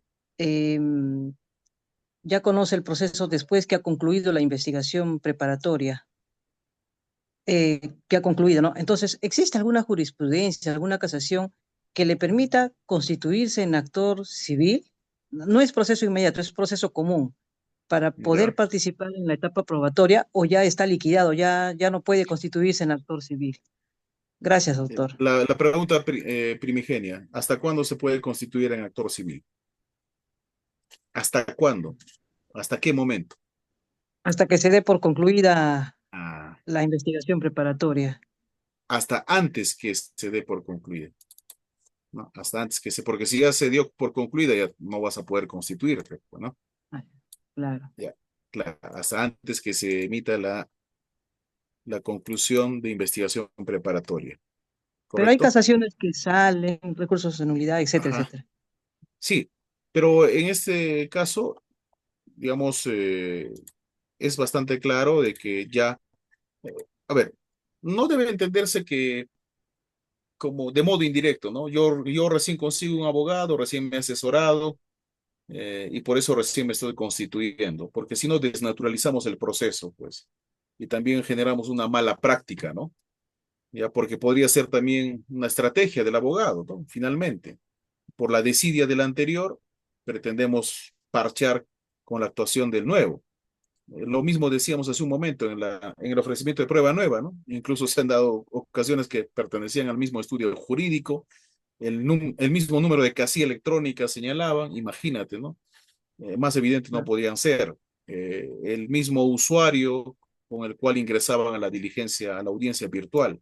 Entonces, ¿cómo podría sostenerse necesariamente que es otro abogado que para que se argumente de que ya es un nuevo abogado y que por la deficiencia o la defensa negligente de mi defensa anterior es que yo no pude defenderme adecuadamente y recién ahora pretendo una prueba nueva, ¿no? Decíamos hace un momento. Lo propio ocurre pues para la constitución de actor civil. Más allá de que hay presupuestos, requisitos que están establecidos en el artículo 100 y siguientes, ya es hasta ese momento. Hay un proceso común para efectos de que se constituya como actor civil en el extremo de la pena, ¿no? Siempre acreditando la legitimidad, el interés, y sobre todo también pues acreditando todos los documentos que le permitan participar en ese proceso. Inclusive ya debería en ese momento también, en lo posible, acreditar los documentos con los cuales va a actuarse y soportar pues la pretensión resarcitoria, ¿no?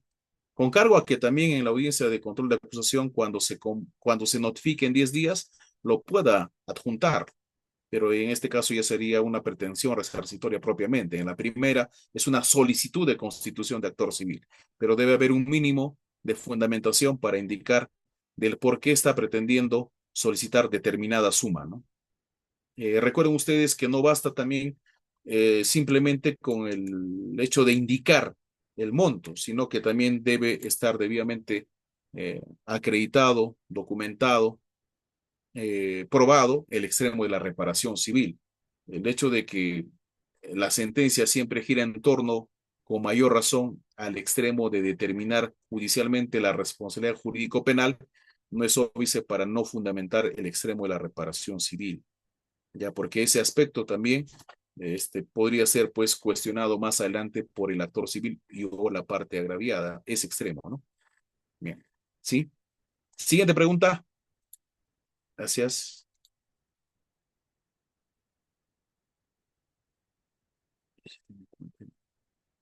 Aquí nos preguntan, a ver,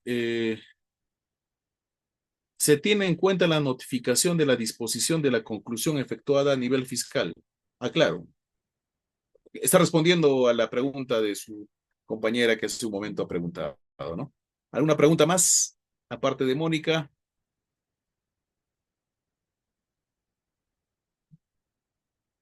Bueno, la condena, si es con pena suspendida, a lo mejor el Ministerio Público pretende que la condena sea efectiva. Entonces, cuando preguntas, ¿toda condena es apelable o existe alguna que no? Bueno, en este caso la Fiscalía va a pretender que la pena sea, pues, digamos, sea mucho más ejemplar, ¿no? En todo caso, pues, va a pretender eso.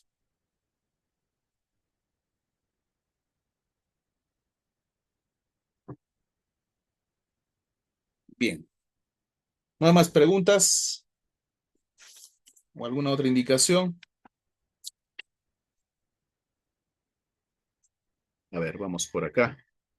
Mm,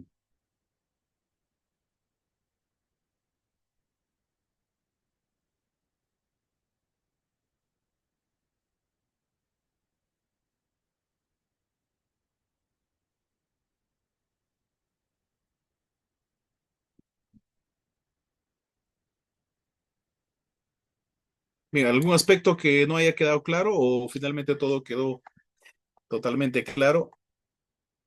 En el chat, doctor, ahí es una A ver, pregunta. más preguntas. Los autos Sí, de los, enjuiciamiento. ya, los autos de enjuiciamiento son apelables, ahora son apelables, antes no lo eran. El artículo 353, si todos tienen en mano, artículo 353. A ver, vamos a nuestra Biblia. 353, si mal no me equivoco. Sí, ajá. El artículo 353, ujú, numeral uno. Resueltas las cuestiones planteadas, el juez dictará el auto de enjuiciamiento. Dicha resolución no es recurrible, decía, ¿no? ¿Se dan cuenta? Entonces, antes indicaba ese aspecto, o sea, no era recurrible, ¿correcto? Pero ahora ha sido pues cambiado, modificado ciertamente, ¿no? Ahora sí se podría recurrir. Entonces, esto como consecuencia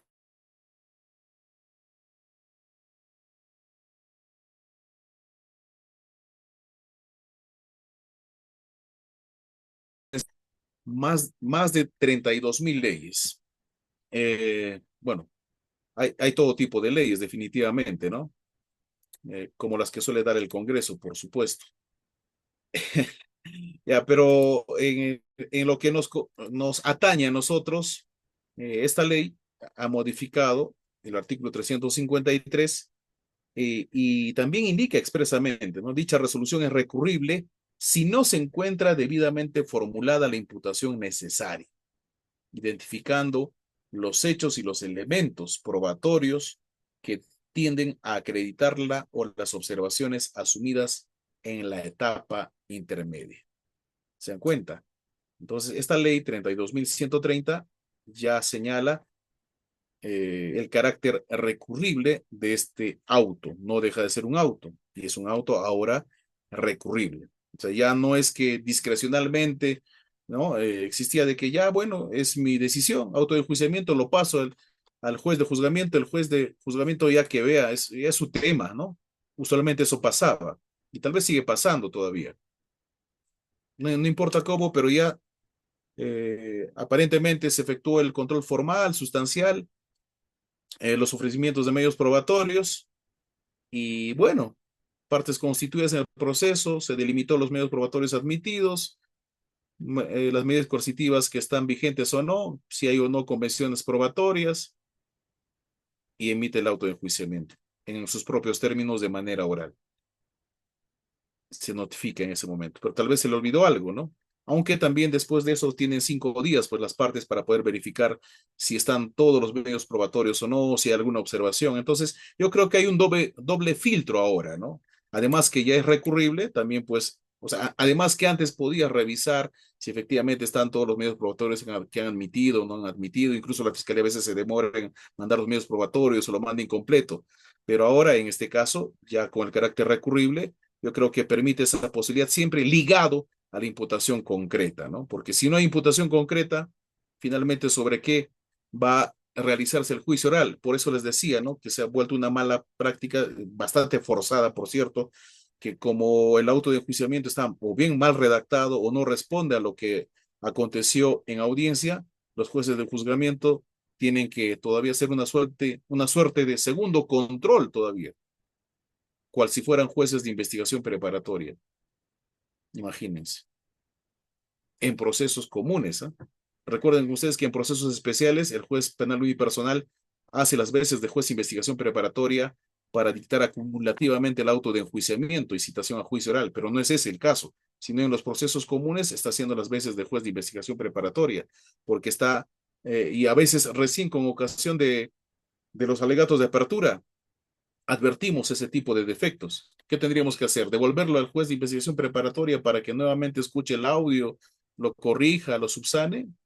Puede haber una corrección y o subsanación de lo que se entiende ya fue subsanado. Entonces yo creo que por esa parte, bueno, estaría bien, ¿no? Pero también va a estar dilatando de pronto, el desarrollo, pues, bueno, primero la instalación y el desarrollo de juicio oral. ¿Por qué creen que ahora, y en este y en otros distritos judiciales seguramente, habrán advertido que ya hay audiencias de juicio oral programadas hasta el año 2026, no digo el año 2025, ¿no? Entonces se va a prestar también a diferentes tal vez artilugios, ¿no? De la defensa, ¿por qué no? Para estar recurriendo cada vez que puedan los autos de enjuiciamiento. O sea, se podría también hasta desnaturalizar ese aspecto, ¿no? Bueno. Ujú, ujú, ujú. Bien.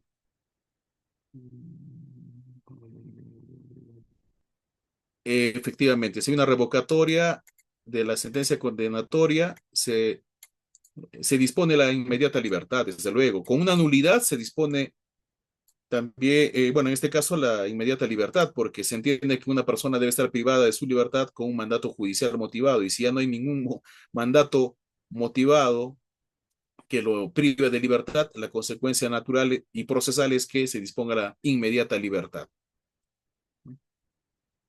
lo cual aplica también para los autos, pues. El caso del señor Lozano de la Federación Peruana de Fútbol. La sala es quien dispuso ese aspecto y ha estado participando ya en libertad. O sea, si bien le fue favorable a su defensa la apelación en el extremo o respecto de la detención preliminar, más allá de que eh, se esté también requiriendo prisión preventiva, pero ya lo está afrontando en libertad, como que podría estar en la audiencia de prisión preventiva, como que estuvo, o podría también esperar la decisión este, virtualmente, ¿no? Y no se corre el riesgo de que lo capturen en ese momento cuando se dicte la fundabilidad de la prisión preventiva, ¿no? Son aspectos, ¿no? A tener en cuenta. Bien. Sí, se puede oponer la solicitud de la constitución al actor civil, entre otros, sí, definitivamente. Bien, bien, señores, con Walter Paico nos vamos. A ver, Walter.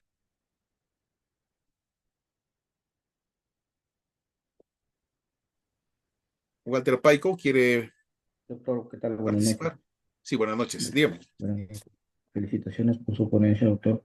Doctor, en el caso del recurso de apelación, eh, en algunas ocasiones he escuchado que los extremos que cubre este recurso es el juicio histórico y el juicio jurídico. ¿Es correcto, doctor? Ya. Ya, pero ¿cuál es la pregunta exactamente? En todo caso, ¿qué extremos cubre el recurso de apelación, doctor? ¿O a qué Bueno, se refiere el juicio histórico y el juicio jurídico del fallo? ya. Bueno, en verdad, si con todo proceso pretendemos encontrar la verdad, nunca vamos a encontrar una verdad, pues, bueno, hay una verdad simplemente formal, no hay una verdad real, ¿no? En ese momento, lo que va a tener en cuenta el juez es con motivo de haber simplemente conocido los documentos, ¿no? Eso es sobre lo que se va a resolver, no sobre lo que ha pasado, sobre lo que ha pasado nada más. O sea, no hay otra, sería muy pretencioso indicar de que vamos a, digamos, encontrar o saber realmente lo que ha pasado, ¿ya? Si no es solamente limitado a los documentos que se han podido adjuntar para los fines del juicio oral. Se encontrará, se logrará saber la verdad concreta, salvo que hayamos sido testigos del hecho, ¿no? Es en función simplemente a los documentos, como en este caso del policía que atentó contra la vida de una chica, que ha sido un caso sonado hasta hoy día y hasta el día en el cual finalmente aparentemente se quitó la vida. Esa persona, ¿qué pudo haber pasado? ¿No? Son simplemente en algunos casos hipótesis y algunos incluso especulaciones, ¿no? Pero sobre lo que se va a resolver es sobre lo que se actuó, sobre los documentos que se tiene. No va a haber, no se encuentra realmente lo que ha pasado, sino en función a los documentos, ¿no? Es en función a eso lo que va a girar en torno, lo que ha girado en torno al debate y sobre lo cual se ha construido las hipótesis y finalmente se han logrado pues decidir. Bien, bien señores, muchas gracias por su participación. Nosotros siempre excediéndonos en las horas, pero siempre lo hacemos con grata satisfacción para poder absorber pues algunas dudas y compartir estas breves experiencias y también conocimientos para con todos ustedes, gracias a ANDAP y a la doctora en su calidad de organizadora que siempre tiene a bien gentilmente de poder convocarnos. Muchas gracias. Buenas noches. Muchísimas gracias, doctor Julio, por la excelente disertación de esta sesión. Nos estaremos viendo en nuestros próximos eventos académicos. Muy buenas noches. Bien, estimados participantes, también agradecerles a cada uno de ustedes por habernos acompañado en esta sesión. Para el día de mañana estaremos habilitando en su aula virtual aquellos que están inscritos a nuestro diplomado o a la sesión del día de hoy.